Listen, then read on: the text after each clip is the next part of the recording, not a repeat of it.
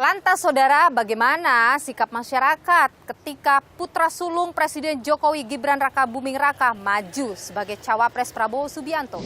Enaknya itu meneruskan pekerjaannya yang pertama dulu. Soalnya kalau maju ke wakil presiden itu belum bisa mumpuni.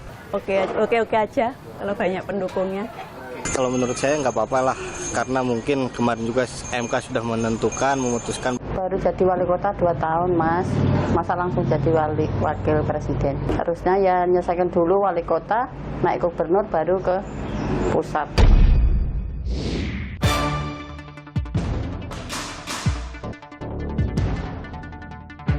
Sejauh ini kalau misalkan dia masih mempunyai jabatan sebagai presiden, bahwasanya dia harus memiliki rasa netral ya. Tidak boleh ada sangkut pautnya dengan keluarga. Presiden Jokowi itu harus bersikap netral. Kira-kira dukung anaknya atau bersikap netral? Ya, dukung anaknya. Ini ada potensi unsur anak yang nyalon, ya mungkin kemungkinan besar sih kan. Ya kan, walaupun nyatanya belum tahu. Pasca pendaftaran Capres-Cawapres, situasi politik yang dinamis pun ada kekhawatiran muncul dari publik terkait dengan terselenggaranya pemilu yang bisa berlangsung secara jujur dan adil setelah masuknya putra Presiden Jokowi di Bursa Pilpres 2024. Nah, bagaimana kemudian prediksi terkait dengan keamanan, ketertiban atau Kamtibnas di tahun politik ini? Kita bahas saudara bersama dengan pakar intelijen dari Universitas Indonesia, ada Stanislaus Rianta. Terima kasih Bung Stan, sudah bersama Nilu, sehat selalu. Jadi sekarang sudah jelas ya, peta politiknya sudah sangat jelas begitu. Saya yakin Anda juga sudah punya data. Apa yang bisa Anda bagikan ke kami? Kalau kita belajar dari 2019, kita meminjam istilah ilmu alam, episentrumnya dulu Jakarta. Sekarang menyebar episentrumnya, ada 3 tempat. Yang pertama Jawa Timur, karena di situ menjadi pertarungan antara pendukungnya Pak Mahfud dengan Mohaimin Iskandar. Kemudian Jawa Tengah menjadi pertarungan pendukung antara Pak Ganjar dengan Gibran. Kemudian Jawa Barat DKI nanti pendukungnya Pak Prabowo dengan Anies. Jadi episentrumnya menyebar. Apa yang Anda korek dari situ? Apa yang bisa terjadi di situ? Nah, ini titik rawannya semakin menyebar. Jadi potensi-potensi gangguan keamanan semakin besar pula, termasuk konflik pendukung, kemudian gangguan lain, mungkin menyusupnya terorisme. Dan itu sudah terasa sekarang? Oh iya, data sumber informasi intelijen mengatakan bahwa kelompok-kelompok teroris mulai bergerak lagi. Mereka sekarang sudah siap-siap juga ingin meramaikan pemilu 2024. Apa keterkaitan ini, Mas? Mereka memanfaatkan momentum bahwa ini ada momentum yang mereka bisa masuk, bisa ikut mewujudkan keinginannya, kemudian dia bisa mencapai tujuannya, kemudian di tengah kerawanan karena aparat juga fokus kepada pemilu 2024, maka mereka bermain di situ. Tetapi saya yakin kalau terkait terorisme, Densus kita itu termasuk yang hebat. Tadi Anda menyebut soal perang suara itu kan perang perebutan suara terjadi ya di tengah masyarakat. Nah, apakah Anda melihat bahwa perang suara itu akan lebih dalam daripada 2019 yang lalu? Potensi itu sudah terlihat. Mungkin nanti ini akan menggantikan versi cebong kampret di 2019, tetapi nanti masalah MK ini akan ramai saya kira. Orang sebenarnya tidak mempersoalkan siapanya yang maju, tapi caranya maju ini. Banyak pendukung yang kecewa ketika tiba-tiba Mahkamah Konstitusi memutuskan hal yang di luar dugaan. Apa potensi yang muncul dengan ada gesekan seperti itu, Mas? Ya, gesekan pasti akan semakin luas kan. Tadi saya sebutkan Jawa Timur, Jawa Tengah, Jawa Barat. Kemudian kan netralitas aparat saya jadi ragu. Walaupun saya yakin TNI, Polri itu mereka lebih suka netral. Tetapi ketika ada pemimpin paling tinggi yang memberikan perintah tidak netral, apakah berani untuk tidak melakukan itu? Dan itu sudah ada? Nah, kita lihat saja. Yang jelas potensi ada ke sana? Pasti, potensi ketidaknetralannya sangat tinggi. Kenapa Anda bisa mengatakan potensi ketidaknetralan itu tinggi? Nggak mungkin presiden akan netral kan? Meskipun presiden berkali-kali menyebut dirinya ya, pasti semua kepala negara normatifnya akan menyebutkan seperti itu. Sulit untuk mengatakan dia bisa netral. Dan apalagi presiden mempunyai kekuasaan, dia punya otoritas untuk masuk ke dalam aparat keamanan. Ya, saya kira tidak akan mungkin netral. Gerakan untuk mengarah ke sana Anda membaca sudah ada? Kita lihat dalam beberapa hari ini. Ketika nanti ada mutasi-mutasi atau mungkin pergantian-pergantian, ya itu adalah suatu langkah yang untuk mengarah kepada ketidaknetralan. Apakah nanti menterinya, kemudian apakah pejabat yang lain. Apakah dengan Presiden sering mengatakan bahwa ia akan bersikap netral, itu akan mampu menahan terjadinya gangguan Kamtibmas di bawah misalnya? Saya kira sudah tidak netral ketika proses di MK ya. Sudah tidak netral ya. Harusnya kan bisa dicegah ada orang yang mengotak-atik konstitusi itu kan. Walaupun mungkin orang menganggap ini sah karena sudah diputusin. Ya oke, secara administratif sah, tapi secara etika politik kan tidak sah. Hal-hal seperti ini membuat orang kecewa. Cara menutupi kekecewaan itu kan macam-macam kan. Dan siapapun pasti tahulah tidak mungkin netral. Jadi itu sebenarnya apapun statement yang muncul dari Presiden Jokowi tetap tidak akan mampu menahan ketidakpercayaan publik misalnya. Dan ini yang paling berat adalah dialami oleh aparat keamanan dan perangkat penyelenggara pemilu. Dua entitas ini yang paling nanti berat dan bisa babak belur di lapangan. Itu yang harus diwaspadai. Ya, kita berdoa semoga mereka kuat menjalankan tugas ini. Tapi menggerakkan alat negara, Anda belum membaca itu terjadi sekarang? Ya, kalau misalnya terjadi pasti pakai cara-cara underground. Sudah ada itu gerakan-gerakan itu? Ya, munculnya putusan MK itu kan juga pasti ada, apakah itu alamiah terjadi?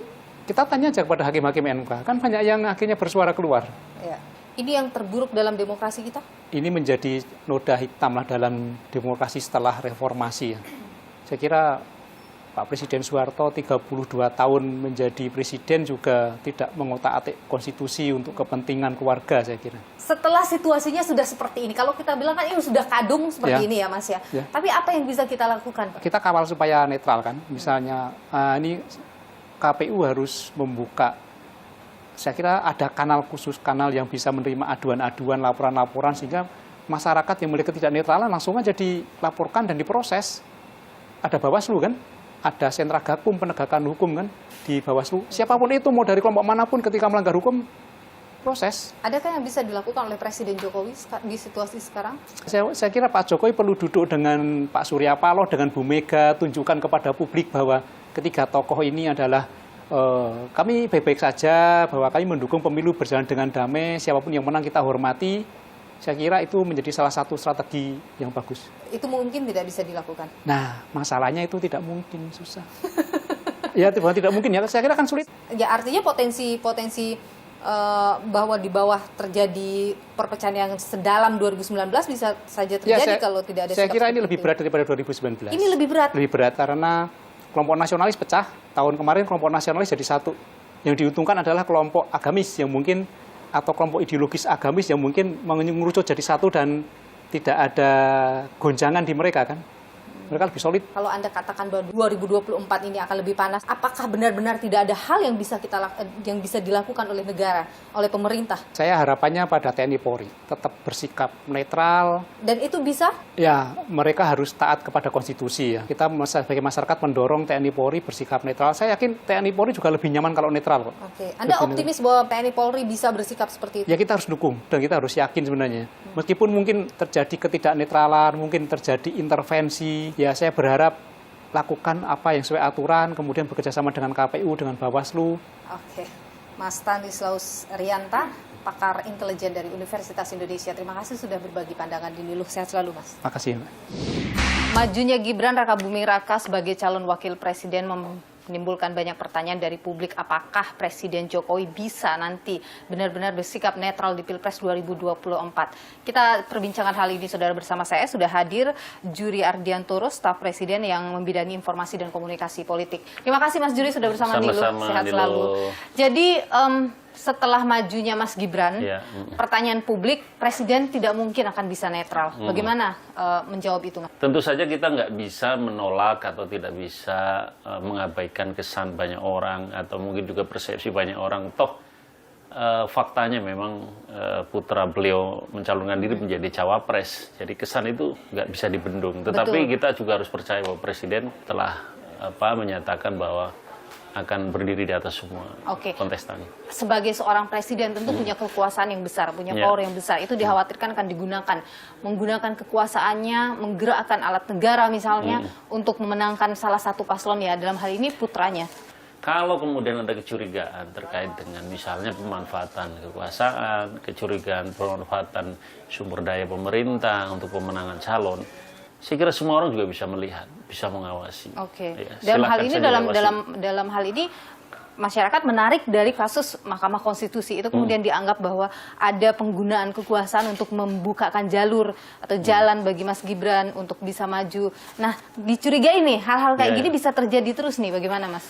Iya, sulit kita untuk menghindari dari kecurigaan-kecurigaan ya. Tetapi kita percaya saja bahwa seluruh aktor yang bermain di dalam politik ini, dan kita himbau, kita minta untuk bekerja, untuk bertindak, untuk bersikap, dan membuat kebijakan yang tidak merugikan atau menguntungkan salah satu pasangan calon di dalam pilpres atau dalam pemilu pada umumnya ya. Bagaimana pemerintah memastikan bahwa itu akan berjalan sesuai dengan aturan? Kalau dikaitkan dengan Mahkamah Konstitusi kan wilayah yudikatif ya. Jadi Presiden sebagai kepala pemerintahan, sebagai eksekutif tidak masuk ke dalam wilayah itu.